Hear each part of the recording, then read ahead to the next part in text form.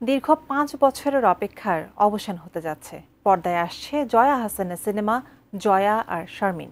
Corona লকডাউনে নির্মিত সিনেমাটিতে ফুটে উঠবে মহামারীর সময়ে গৃহবন্দী দুই নারীর সম্পর্কের উত্থান পতনের মধ্য দিয়ে ভীতিকর বাস্তবতার গল্প। মুক্তির আগে সিনেমাটা নিয়ে এটি নিউজের সাথে নিজের আশা প্রত্যাশার কথা জানিয়েছেন জয়া আহসান। মেজবাউদ্দিনের ক্যামেরায় আরও জানাচ্ছেন শাহাদাত রিফাত।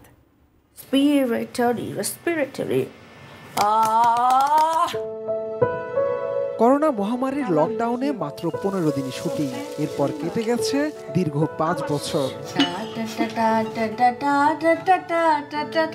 অবশেষে নানা জল্পনার অবসান ঘটিয়ে আগামী ১৬ এপ্রিল প্রেক্ষাগৃহে আসছে সিনেমা জয়া আর শারমিন।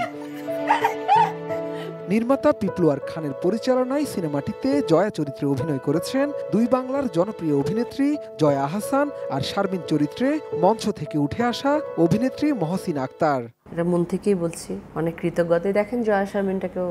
মুক্তির আগে একান্ত আলাপচারিতায় জয়া আহসানের কণ্ঠে সিনেমাটির শুরুর গল্প।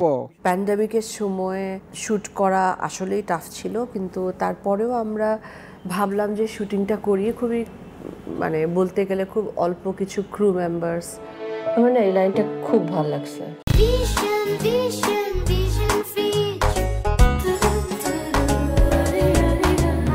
লকডাউনে গৃহবন্দী দুই নারীর গল্পের মধ্য দিয়ে দর্শকদের করোনা মহামারীর দুঃসহ সব স্মৃতি আবারও মনে করিয়ে দেবে জয়া আর শারমিন। দুই নারীর গল্প মূলত।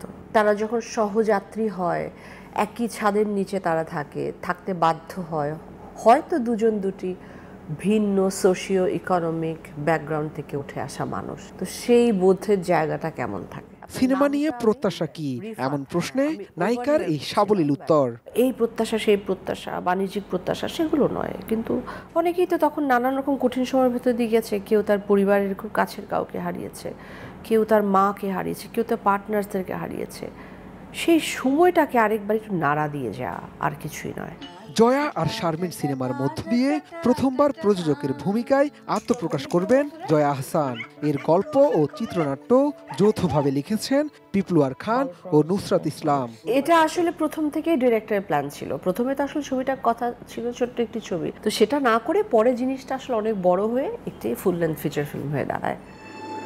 বেলগাছে পাতা কেন আসে না, আজকে কতজন মারা গেছে রে আমার সাথে। শাহাদাত রিফাত, ATN নিউজ, ঢাকা।